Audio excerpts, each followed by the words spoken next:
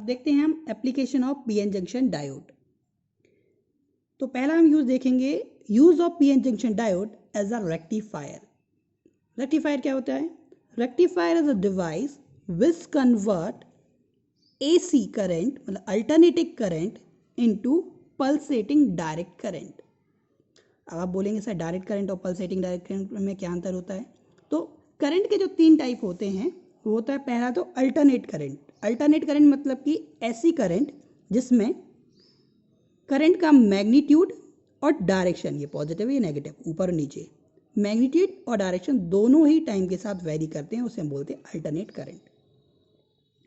ऐसी करंट जिसका मैग्नीट्यूड तो चेंज होता है बट डायरेक्शन चेंज नहीं होती है, नीचे नहीं आ रहा है, मतलब नेगेटिव नहीं हो रहा है। तो टाइम के साथ जिसका मैग्नीट्यूड चेंज होता है, डायरेक्शन नहीं, उसे हम बोलते हैं पल्सेटिंग डायरेक्ट करंट।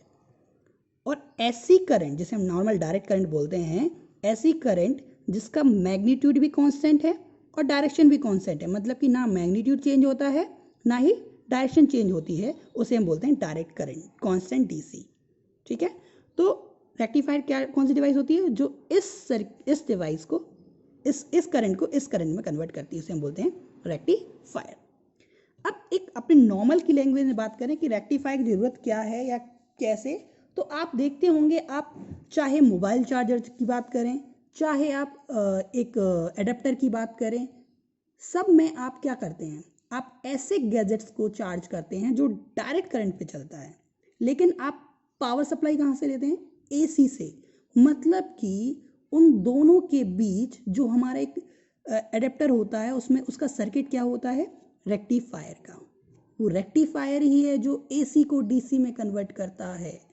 ओके, चलिए देखते हैं क्या होता है रेक्टिफायर। तो रेक्टिफायर हमने देख लिया, which convert alternating current to pulsating direct current. ये कितने टाइप के होते हैं? 2 टाइप के, half wave rectifier and full wave rectifier. आप इनका यूज अपने प्रैक्टिकल प्रोजेक्ट में भी कर सकते हैं, आप इनका प्रोजेक्ट कंप्लीट करने में कर सकते हैं। ठीक है, देखते हैं पहला हाफ वेव रेक्टिफायर। अब ये क्या होता है इसको देखते हैं। तो सबसे पहले इस रेक्टिफायर में हम क्या यूज कर रहे हैं? पीएन जंक्शन डायोड, मतलब ये एप्लीकेशन है पीएन जंक्शन डायोड का। ठीक है, तो इसका जो सर्किट डायग्राम है ये आपके सामने है। इसमें ये आपका एक ट्रांसफॉर्मर है। अब ट्रांसफॉर्मर क्या होता है? ट्रांसफॉर्मर एक डिवाइस होती है जो कि पावर को ट्रांसफर करती है एक टर्मिनल से दूसरे टर्मिनल में। Transfer of power is equal to transformer. ये देखिए, इसे हम बोलते हैं ट्रांसफॉर्मर। इसे आपने अपनी गलियों में डीपी जिसे आप बोलते हैं, डीपी के फॉर्म में देखा होगा ऐसा स्ट्रक्चर। ये हमारा क्या है? ट्रांसफॉर्मर। इस पर क्या लिखा होगा बेटा? 12-0-12। इसके जो आप देख रहे हैं 3 टर्मिनल आपको दिखाई दे रहे हैं, 1, 2 और 3। ये जो टर्मिनल्स हैं ये कहलाता है 12, ये कहलाता है 0, ये कहलाता है 12। ये इसकी रेटिंग है पॉजिटिव एंड नेगेटिव। ये जो टर्मिनल हैं ये कहलाते हैं इसके प्राइमरी टर्मिनल। इसे बोलते हैं प्राइमरी, इसे बोलते हैं सेकेंडरी। ट्रांसफॉर्मर हमारे सिलेबस में है, हम इसको पढ़ेंगे अल्टरनेटिंग करंट यूनिट में। ठीक है, अभी हम देखें तो इसे इनपुट बोलते हैं, मतलब इसका कनेक्शन हम किससे करेंगे? जो हमारे घर में एसी पावर सप्लाई आती है उससे। और इसका कनेक्शन हम किससे करेंगे? हमारे सेकेंडरी सर्किट से। तो आप देखिए यहाँ आपके पास ये जो 2 टर्मिनल हैं इनका कनेक्शन ये प्राइमरी कॉइल, ये प्राइमरी कॉइल का हमने कनेक्शन किससे कर दिया? एसी इनपुट से। ये जो लाइनिंग दिखा रही है, ये लाइनिंग ये दिखा रही है इसका सर्किट। ठीक है, अब आपके पास कितने 3 टर्मिनल हैं, 1, 2, 3। ये रेड वाला बीच वाला है। अभी इसमें हम बीच वाले टर्मिनल का यूज़ नहीं करेंगे, केवल कितने टर्मिनल का यूज़ करेंगे? 2 का। तो इसमें से एक टर्मिनल पर हम क्या लगा रहे हैं? इस टर्मिनल पर डायोड का कौन सा पार्ट? P part. मतलब कि अगर हम डायोड हम देख चुके हैं तो डायोड का जो 2 पार्ट होते हैं उसमें से भी हम इसको केवल पी टाइप लगाएंगे। मतलब कि इसको हम किस तरीके से कनेक्ट करेंगे कि इसका जो सिल्वर वाला पार्ट है वो इस साइड रहे, मतलब इस तरीके से कनेक्ट करना पड़ेगा। इसको हमने इस तरह से कनेक्ट कर दिया।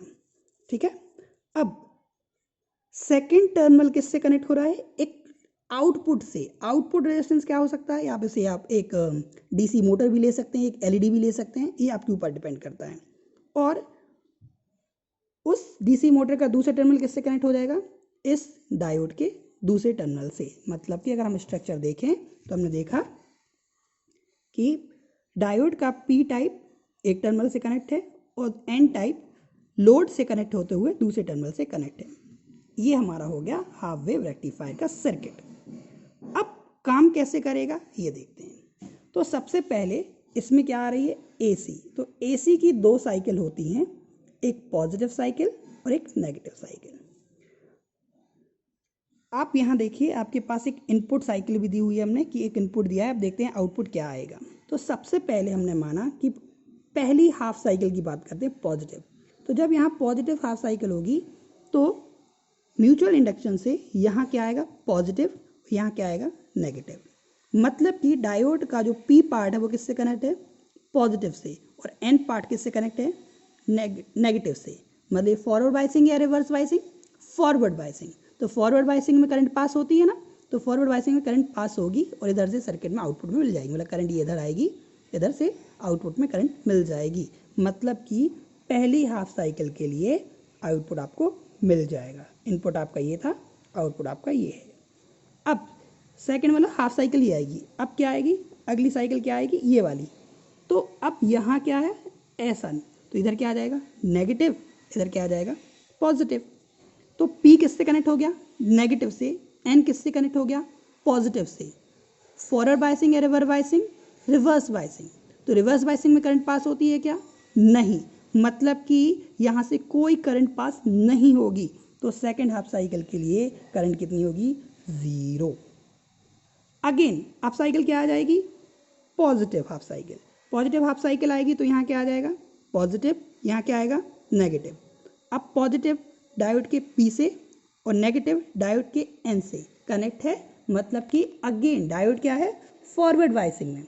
फॉरवर्ड बायसिंग में है तो करंट फिर से क्या हो जाएगी, आउटपुट से आउटपुट रेजिस्टेंस के क्रॉस पास हो जाएगी। मतलब कि पॉजिटिव आया तो आउटपुट भी हमें मिला। अगेन अगले स्टेप में क्या आएगा, नेगेटिव साइकिल आएगी, ये नेगेटिव पॉजिटिव, ये क्या हो गया, रिवर्स बायसिंग में, तो कोई करंट पास नहीं होगी। अगेन क्या आएगा, पॉजिटिव, तो फिर क्या आएगी, करंट पास होगी। फिर क्या आएगा, नेगेटिव, कोई करंट पास नहीं होगी। फिर पॉजिटिव, फिर नेगेटिव। इट मीन्स हम देख रहे हैं जब इनपुट की पॉजिटिव साइकिल आती है तो आउटपुट मिलता है, और जब इनपुट की नेगेटिव हाफ साइकिल आती है तो आउटपुट नहीं मिलता है। तो इस तरीके से जो वेव फॉर्म होती है इसे हम बोलते हैं हाफ वेव रेक्टिफायर। ओके, तो मतलब कि आधे के लिए हमारे लिए आउटपुट मिलता है।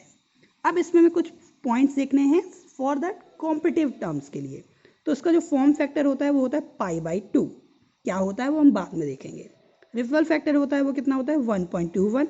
ये दोनों पॉइंट आपको केवल कॉम्पिटिशन के लिए चाहिए। अब देखते हैं इफिशियंसी।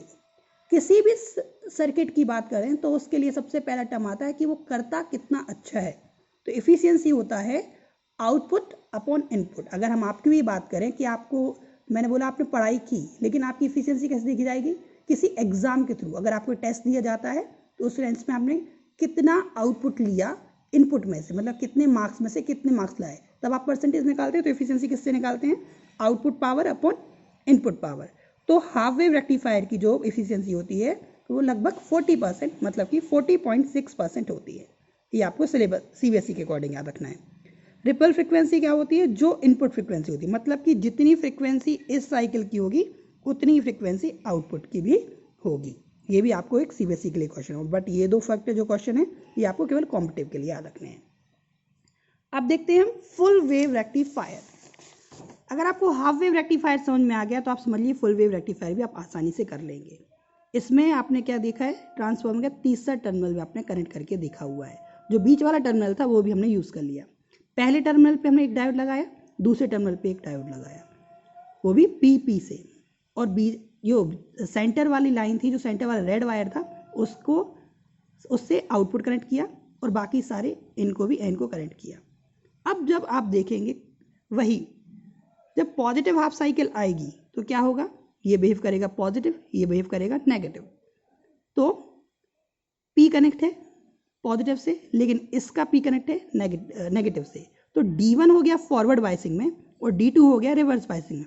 फिर से ये पॉजिटिव हाफ साइकिल थी तो यहाँ प्लस आएगा, तो यहाँ भी प्लस आएगा, तो यहाँ क्या आएगा, माइनस। अब ये P है, ये P किससे कनेक्ट है? प्लस से। ये P है लेकिन ये किससे कनेक्ट है? माइनस से। तो ये कैसा हो गया D1 फॉरवर्ड बायसिंग में और D2 कैसा हो गया? रिवर्स बायसिंग में। इट मीन्स इससे करंट पास होगी और इससे कोई करंट पास नहीं होगी। तो करंट कैसे जाएगी सर्किट में? इस तरीके से जाएगी। ठीक है, करंट की डायरेक्शन हो जाएगी इस डायरेक्शन में। तो पहली हाफ साइकिल के लिए D1 से करंट पास हो गई। दूसरी हाफ साइकिल की बात करें तो ये हो गया नेगेटिव, ये हो गया positive. Reverse biasing, forward biasing, तो करंट कहाँ से जाएगी? D2 से। D1 से कोई करंट पास नहीं होगी। लेकिन देखिए करंट की डायरेक्शन तो सेम है, तो ये डायरेक्शन चेंज नहीं होगी। तो सेकेंड साइकिल के लिए D2 अगेन फिर वही, ये पॉजिटिव, ये नेगेटिव, फॉरवर्ड रिवर्स, D1 के कारण, फिर D2 के कारण, फिर D1 के कारण, फिर D2 के कारण। तो इस तरीके से हमें ये आउटपुट फॉर्म मिलेगा। इसे हम बोलेंगे wave form of full wave rectifier. अब इसकी बात करें तो इसका फॉर्म फैक्टर कितना होता है? π/√2, ripple factor 0.48, efficiency 81.2% and ripple frequency twice of input frequency.